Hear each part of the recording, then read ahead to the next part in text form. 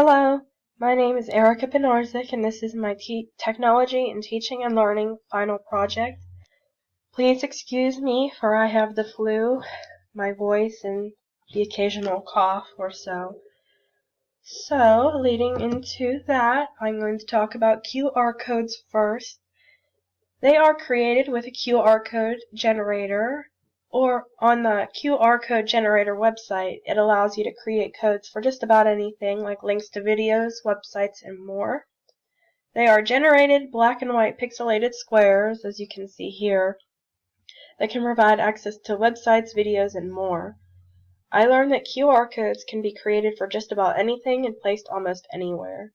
They are used for student homework help via videos, easy access to website, videos, and more. A pro for using them is that they can be saved and accessed at any time. They're easy to use. The con is that if you don't have a device that can read them, you're not going to be able to access them. So I clicked on the link here. We're at the QR code generator website. You can add free text in. You could say like happy birthday, have a good day. You could add a URL for any website. You could even put your contact information in. And I feel that QR codes apply to Standard 5, engage in professional growth and leadership because it can be used as business cards, can be used for student help on the go, and it promotes creative applications of technology through student learning. So, going back to the presentation, whoops, here we go. I'm going to talk about copyright next.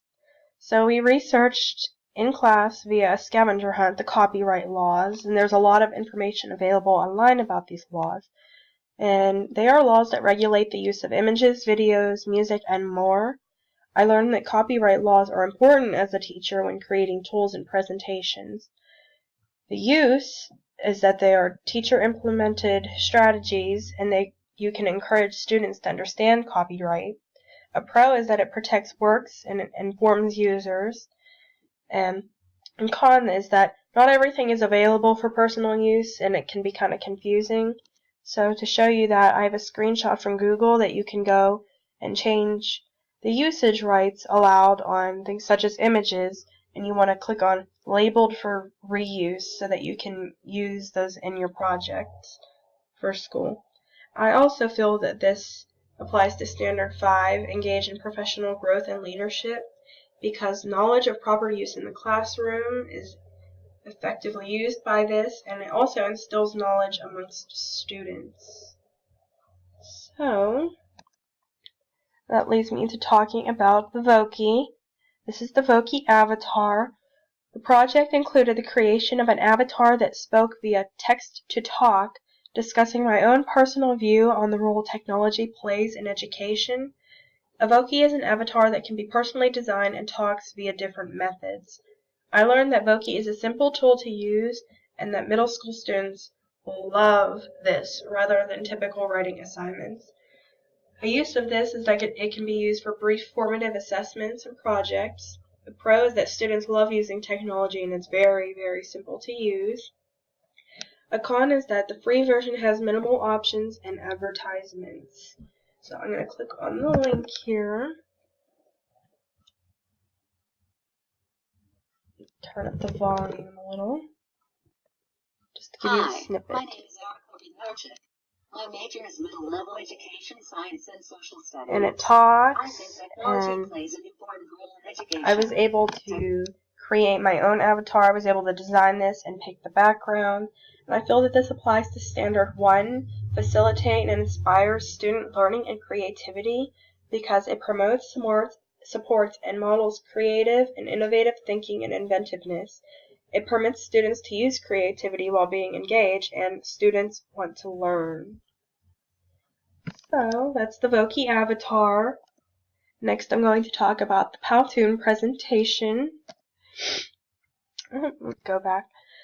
The Powtoon presentation included the creation of an animated video that had a voiceover discussing some of my own personal qualities and goals for the semester. It is a video creating tool that uses animations, stickers, and backgrounds to create cartoon videos.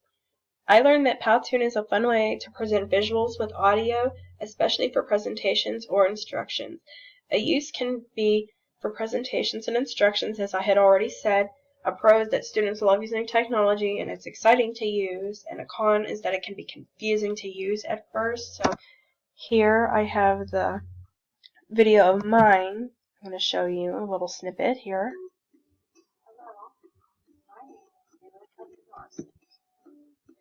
You can record a voiceover with it as well.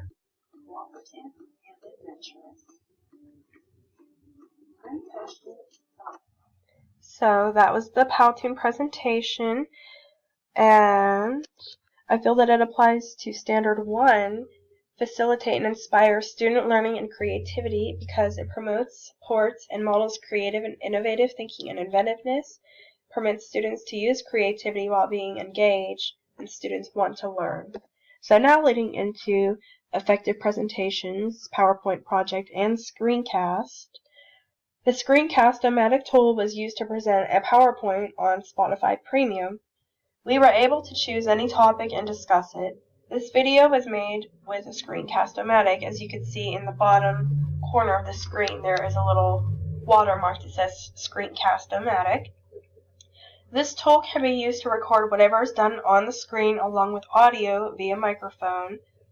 I learned that the Screencast-O-Matic tool can be a very effective way for teachers to present instructions visually to students.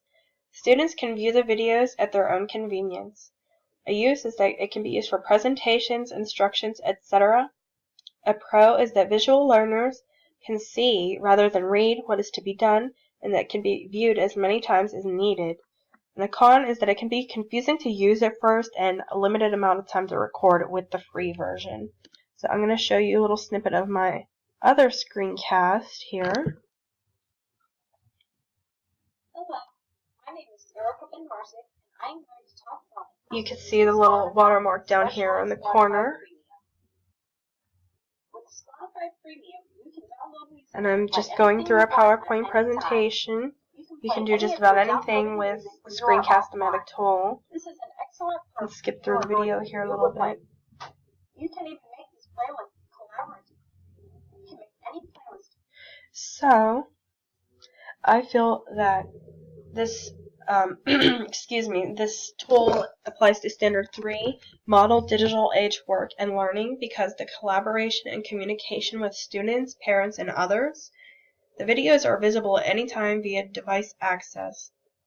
And there are audio-video newsletters that you can do with these, and assignment instructions that are available to students to use at their own convenience as many times as they need to. Let's see here. So, infographic trends in technology. We did the infographic project that was created via Piktochart. The project had to pertain to technology and education in a visual format. This tool allowed the creation of a poster that can be posted digitally or physically printed. It offers many features to make each project unique. I learned that Piktochart is a modern-day way to do classroom newsletters to parents and guardians. A use is that it can be used for newsletters, research projects, posters, and more. A pro is that it is digital, or you could print copies of it. It's very easy to read. And a con is that there are not a lot of templates to choose from, and it might be a little bit confusing at first, but it is simple to use. So I'm going to show you mine. Here's a little link. Okay. So as you can see here, it looks just like a flyer you would see like in a hallway. Very visually pleasing, large text. All of the images here I was able to use from the Piktochart website itself. All of this was available for free use with an account.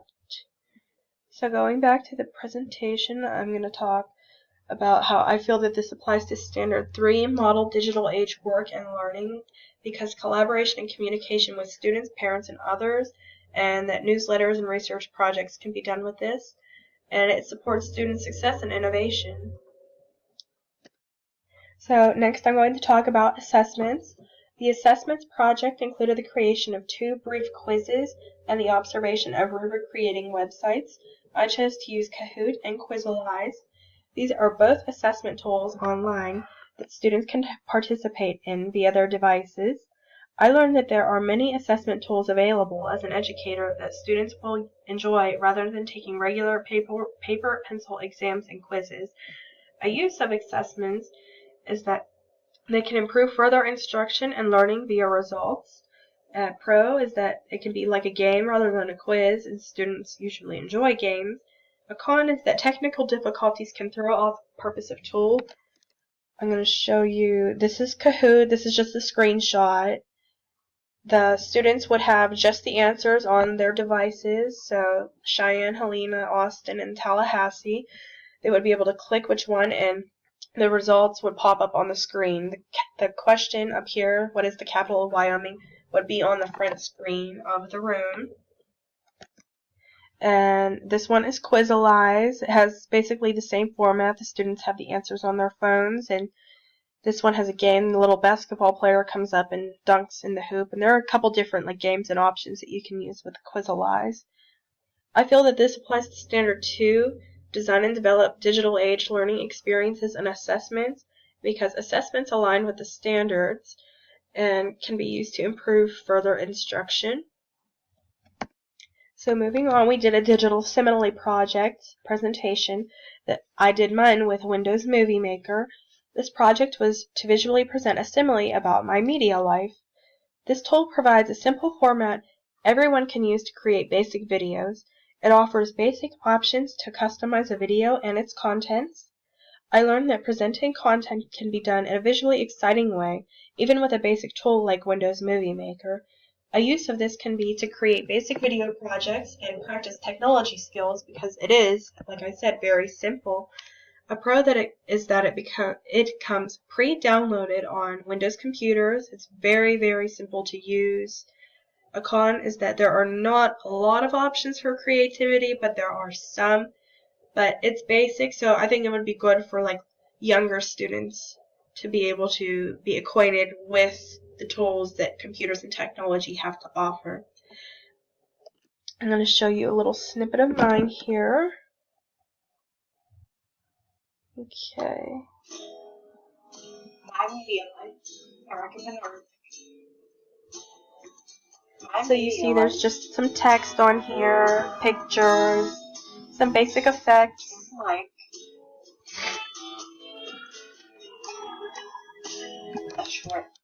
So that's just a little snippet of my presentation. I feel that it applies to Standard 4 because it promotes and models digital citizenship and responsibility, because digital etiquette through simplicity of the tool. It's also addressed in the My Digital Life project. There are social interactions discussed in the My Digital Life project. And that leads me to, here's my references list.